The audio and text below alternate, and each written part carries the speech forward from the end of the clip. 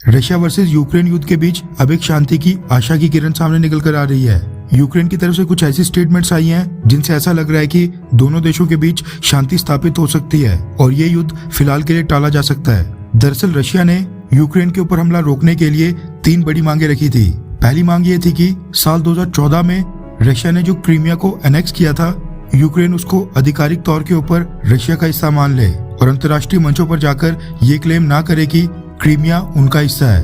आपने नोटिस किया होगा कि दुनिया के कई मैप्स में क्रीमिया को आज भी यूक्रेन के अंदर ही दिखाया जाता है। दूसरी मांग ये थी कि डॉनबास में जो 2 रीजन है, लुहांस्क और दोनेस्क, जिनको रशिया ने एक इंडिपेंडेंट देश के तौर के ऊपर मान्यता दी थी, रशिया चाहता है कि यूक्रेन भी डॉनबास रीजन को आधिकारिक तौर पर आजाद मानकर उनको रिकॉग्निशन दे, यानी ये मान ले कि वो उससे अलग हो गए हैं और अब उसकी टेरिटरी नहीं है। तीसरी और सबसे बड़ी मांग ये थी कि यूक्रेन कोई भी ब्लॉक, मिलिट्री अलायंस और नाटो को तो बिल्कुल भी ज्वाइन ना करे। इसके लिए यूक्रेन को अपने संविधान में कॉन्स्टिट्यूशनल अमेंडमेंट करने के लिए कहा गया था। इनमें सबसे बड़ी मांग है नाटो ना ज्वाइन करने की, जिसको लेकर यूक्रेन के प्रेसिडेंट वोलोदिमीर ज़ेलेंस्की कई सालों से प्रयास कर रहे हैं। वोलोदिमीर ज़ेलेंस्की ने नाटो के भरोसे रशिया से पंगे तो ले लिए, लेकिन युद्ध शुरू होने के बाद न नाटो ने यूक्रेन में कोई सैनिक उतारा, न यूक्रेन को अभी तक फाइटर जेट्स भेजे हैं, न ही यूक्रेन की एयर स्पेस को नो फ्लाई जोन घोषित किया और न ही यूक्रेन की नाटो मेंबरशिप कबूल की।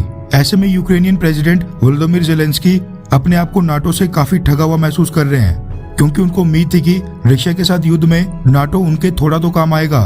वोलोदिमीर ज़ेलेंस्की की तरफ से रशिया की तीसरी मांग, जिसमें रशिया ने डिमांड किया है कि यूक्रेन नाटो को ज्वाइन नहीं करेगा, उसके लिए यूक्रेन के प्रेसिडेंट वोलोदिमीर ज़ेलेंस्की उन्होंने हामी भर दी है। रेफरेंस के लिए आपकी स्क्रीन के ऊपर द इकोनॉमिक टाइम्स के आर्टिकल का स्क्रीनशॉट है, जिसके मुताबिक वोलोदिमीर ज़ेलेंस्की नाटो ना ज्वाइन करने की मांग को मानने और बाकी 2 मांगों के ऊपर कॉम्प्रोमाइज और डॉनबास के 2 रीजन्स लुहांस्क और दोनेस्क के स्टेटस के ऊपर बातचीत करने के लिए रेडी हैं। पिछले कल देर रात को यूक्रेन के प्रेसिडेंट वोलोदिमीर ज़ेलेंस्की ने वेस्ट के एक बड़े मीडिया हाउस ABC न्यूज को इंटरव्यू दिया, जिसमें उन्होंने ये बात कही है। युद्ध शुरू होने के बाद ये पहली बार है जब यूक्रेनियन प्रेसिडेंट झुकते दिखाई दे रहे हैं। रिपोर्ट्स के मुताबिक नाटो ज्वाइन करने के ऊपर वोलोदिमीर ज़ेलेंस्की ने बोला है कि मैं इस विषय के ऊपर काफी समय पहले ही कूल डाउन यानी कि शांत हो चुका हूं, जब हमें एहसास हुआ कि नाटो सच में यूक्रेन को स्वीकार करने के लिए अभी तैयार नहीं है, यानी नाटो यूक्रेन को सदस्य नहीं बनाना चाहता है। उन्होंने कहा कि नाटो अलायंस कंट्रोवर्शियल चीजों और रशिया को कन्फ्रंट करने यानी रशिया के साथ टकराव से डरती है। नाटो मेंबरशिप पर वोलोदिमीर ज़ेलेंस्की ने कहा कि वो एक ऐसे देश के प्रेसिडेंट नहीं बनना चाहते हैं जो अपने घुटनों के ऊपर बैठकर भीख मांगे। यानी वोलोदिमीर ज़ेलेंस्की का कहना है कि उन्होंने एक तरह से अपने घुटनों के ऊपर बैठकर नाटो के आगे भीख भी मांग ली, लेकिन नाटो ने यूक्रेन को तब भी उनका सदस्य नहीं बनाया। बाकी रशियन डिमांड्स के ऊपर वोलोदिमीर ज़ेलेंस्की ने बोला कि वो डायलॉग के लिए एकदम रेडी हैं। दोनेस्क और लुहांस्क को इंडिपेंडेंट स्टेट घोषित करने पर वोलोदिमीर ज़ेलेंस्की ने कहा कि वो सिक्योरिटी गारंटीज देने के लिए बिल्कुल रेडी हैं। उन्होंने कहा कि ये दोनों रीजन बस रशिया द्वारा ही रिकॉग्नाइज किए गए हैं, यानी अभी बस रशिया इनको यूक्रेन का हिस्सा नहीं मानता है। हम डिस्कस करके इसके ऊपर कॉम्प्रोमाइज करके ये डिसाइड कर सकते हैं कि ये रीजन आगे कैसे जिएंगे।